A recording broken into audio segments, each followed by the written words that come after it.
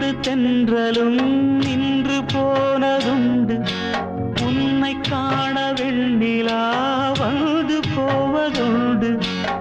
ஏன் தேவி இன்று நீ என்னை கொள்கிறாய் முள் மீது ஏனடி தூங்கச் சொல்கிறாய் உன்னை தேடி தேடியே எந்த நாவி போனது கூடுதானே இங்கு பாடுது கூடு இன்று குயிலை தானே தேடுது நான் பாடும் மௌன ராகம் கேட்கவில்லையா